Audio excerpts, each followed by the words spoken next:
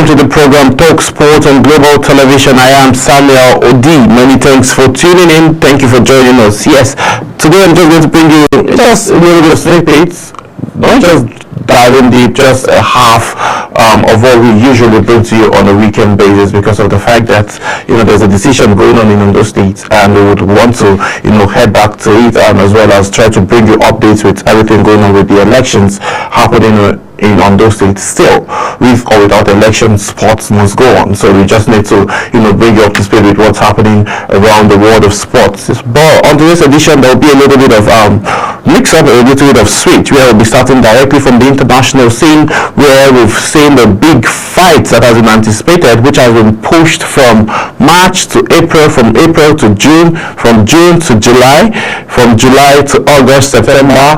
Now, still we hope it was going to happen in the month of October, but finally it was done, it has happened, and now that is done, and that's you might have an idea of what I'm talking about. But if you don't, I'm talking about the Jake Paul, that is a YouTube sensation, and the legend himself, Mike Tyson, who had faced off, squared up, and gave the universe an exciting matchup early hours of this morning according to Nigerian time, but it was last night on a Friday night according to the Eastern African time. So looking at this, let me bring you up to speed. The much anticipated boxing match between social media star turned boxer Jake Paul and legendary heavyweight champion Mike Tyson proved to be lucrative as it was hyped to be, while fans debated whether the bout was a sport or a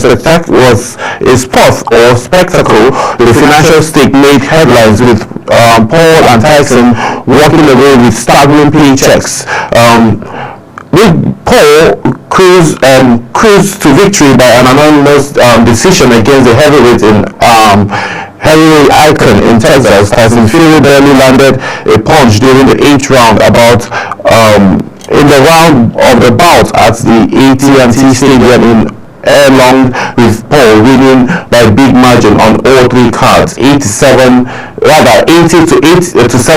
and then 79 to 73, and then 79 as well to 73. That was what was experienced yesterday, and then it was just amazing how much that fight went. Then the $40 million showman Jake Paul, a 27-year-old YouTuber sensation with the ever-growing presence in the professional boxing, reportedly earned a jaw-dropping $40 million for the fight. As he confirmed by sources, Paul wanted to pay the residents just about his performance in the ring. It was bolstered by his role as the co-founder of the most valuable promotion, and which co-promoted the event with Netflix. In a pre-fight press conference, Paul confidently stated, "I am here to make $40 million and knock out the legend," according to him. So he actually had a lot to say. We all know who Jake Paul is, and then how well he always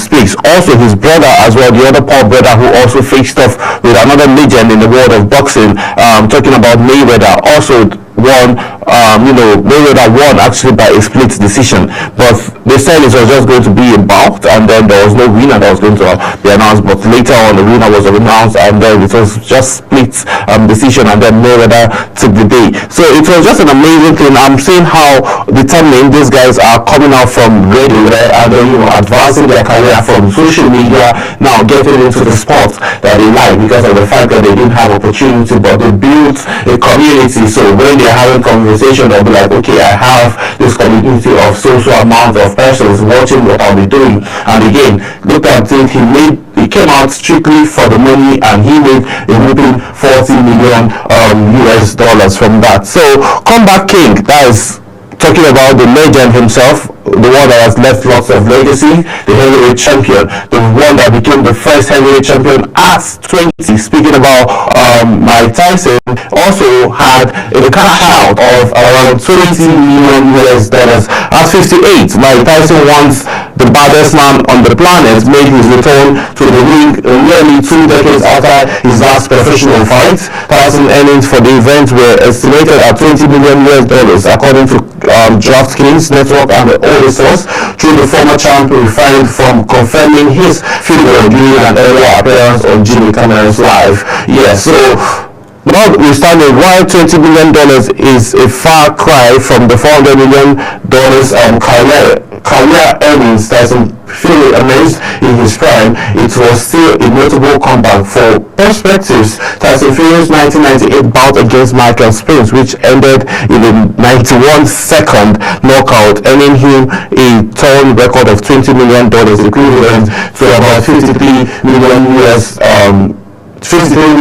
dollars when was adjusted from inflation. Financial impact. Let's look at the financial impact now of both Tyson Fury and Paul's fights. The Tyson Fury versus Paul fight was just a lucrative for the fighters. It was just a financial jet car for organizers held at the TNT in Elon, Texas. For the event, brought around 17.8 million in gate receipts according to reports, and around 70,000 in attendance filling in the arena. Ticket prices ranged from $69 for upper margin seats for a staggering to 32,390 cents for the prime floor spots per vivid seats. The bout was initially scheduled for 20th of July, but was postponed after the suffered a health scare in the month of May. Looking at all of these angles now, Tyson Fury actually, Mike Tyson, I would say, came out from boxing, over 2 decades ago, represented, and then he did amazingly well. Yes, looking at the scorecard, he did well for his age, 758. How many 50-year-old would be able to step into the ring now and be able to fight a 27-year-old? It's actually something that is going to be very hard to witness at this point, but kudos to him. It was an amazing fight. I watched the fight, Tyson Fury, Mike Tyson. I've been saying Tyson Fury for just one reason, because we are expecting to see an Anthony Joshua and a Tyson Fury fight happening. Hopefully we'll be witnessing that match in the month of March come 2025. Hopefully, yes. So there are paperwork going on, and then there are arrangements going on being put in place, and rumors have it that there will be a fight between Anthony Joshua and Tyson Fury. Now let's focus more on Mike Tyson and Jake Paul. I was saying, how many 58-year-old man will be able to step in the ring with a 27-year-old person to come on to fight? Come on, Mike Tyson did all he could. He was amazing. He was swift. He had the footwork, and he lasted 12 whole rounds. So that was very, very superb of him. And then he goes as a legend that he is, and lots of legacies. Though he's not big on living legacies, because he says when you're no more, all of those things are like done, and then you are also done. But I'm sure there are a lot of persons that would want to walk in his footsteps. So if Tyson Fury, Mike Tyson rather, would be in the same range with someone that is his age, I think Mike Tyson would be able to come out victorious. But moving away from that, let's have a little bit of conversation around the Globe Soccer Awards, where Ademola Lookman has been listed as one of the nominees. Ademola Lookman has been named among the nominees for the 2024 Best Man's Player Award for the annual Globe Soccer Award hosted by Dubai Sports Council. The Globe Soccer Award, announced via X, and Lookman, who was ranked 14th this year's Ballon d'Or, is the second African on the list, and the other being the Egyptian Liverpool forward Mohamed Salah. Lookman's compatriot Victor Osimhen also made the final shortlist of the award last year. The former Leicester City and RB Leipzig star, now excelling with Atalanta in the Italian Serie A, joins the elite group of footballers' biggest names, including superstars like Lionel Messi, Cristiano Ronaldo, Kylian Mbappe, and Erling Haaland. After scoring 17 goals plus 10 assists in 45 games in all competition last season, including a hat-trick in the final of the UEFA Euro League, the 27-year-old picked up his form from where he stopped last season and already has 8 goals and 5 assists in 14 games across all competitions for Atlanta this season. Others on the list that were nominated are Manchester City midfielder Phil Foden, Real Madrid's star Jude Bellingham, and Chelsea's star as well as Cole Palmer are the 3 English players on the list, while European champion Spain have 5 nominees on the list, including Ballon d'Or winner Rodrigo, Lamine Yamal, and Nico Williams. These are the guys that are hoping to clinch this award. One of these guys definitely will be going home with this award, and I'm hoping Ademola Lookman becomes that guy, given the fact that he was a Ballon d'Or boy. They didn't bring it, but he was 14th on the list. And then last year, Victor Osimhen also made it to the list, but still didn't get to win. Ademola Lookman is also on the list, and then the front runner for the best African player of best African footballer for the 2023-2024 season, which we're hoping to see the award be given in January. So it all boils down to voting. Aside that, moving away from those earning awards, now let's talk about those that are being investigated. Yes, David Kotia, the referee who before his suspension, he had a few things to say about Liverpool and the former coach Jurgen Klopp of Liverpool, saying, using the F word for the game, for the teams, and then also using the S word as well for the coach himself. But now he has so much on his plate. UEFA has appointed ethics investigator and to go ahead with David Kotia's investigation, given the fact that UEFA has appointed an ethics and disciplinary inspection to investigate under fire referee David Kotia in the wake of his suspension. Kotia, who is 42 years of age, is currently suspended by referee's body, who launched an investigation after a video emerging of him calling former Liverpool manager Jurgen Klopp a German F word and the Reds an S word as well. A separate demon video was then published of an alleged man storing white powder with Kotia in the hotel room while he was officiating at the last Summer League in Euros.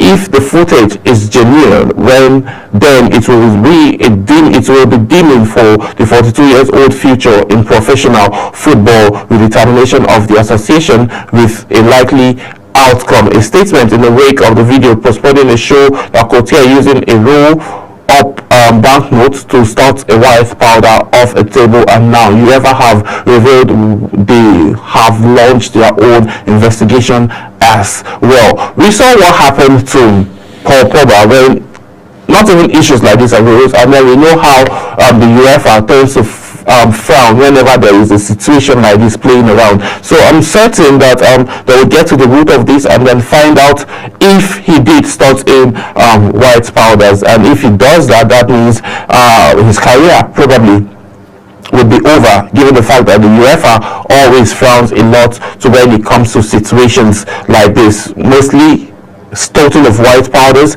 as well as also anything that has to do with sexual rape or whatever it is. They get to frown a whole lot when issues like this arise. We've seen what happened to Paul Pogba. We saw what happened to the Spanish FA president. We saw what happened to Daniel Alves. Then the list keeps going on and on and on. So there is no room for all of that. Even if it was maybe a racist call, definitely investigations will be done, and then if he's found guilty, his career might be over. But looking at that, there's a whole lot of qualifiers going on. The Super Eagles of Nigeria have qualified, yes, as the leading guys. They actually qualified before they played their second to the last game, when Libya won Rwanda 1-0. That automatically catapulted them to the first on their group, that is Group D. And then talking about that, then they now play the 1-0 draw, which sealed it. So having a win or having a draw is just an addition to the points, given the fact that the Super Eagles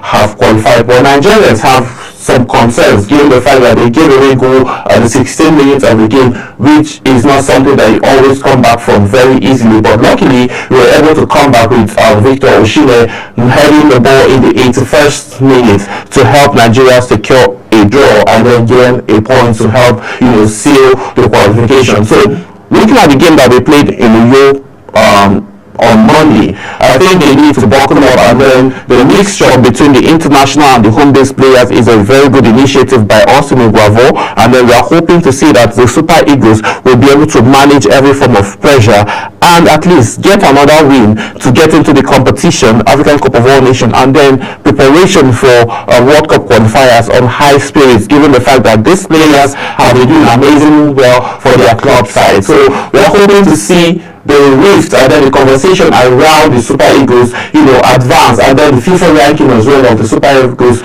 get higher a little more. And then looking at those angles now, we are hoping as well that Nigeria, the NFF, will be able to find someone that will be able to be the full-time coach. But looking at Austin Eguavoen from his record, given the fact when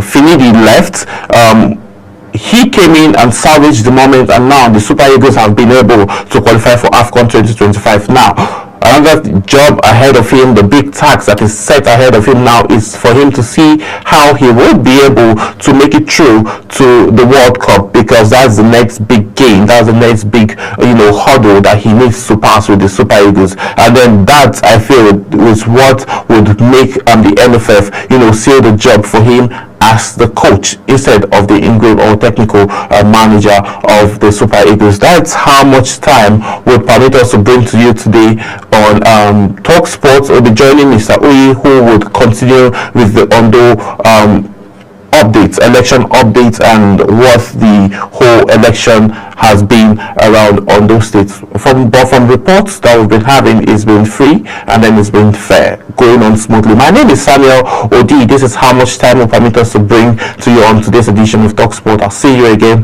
Bye for now.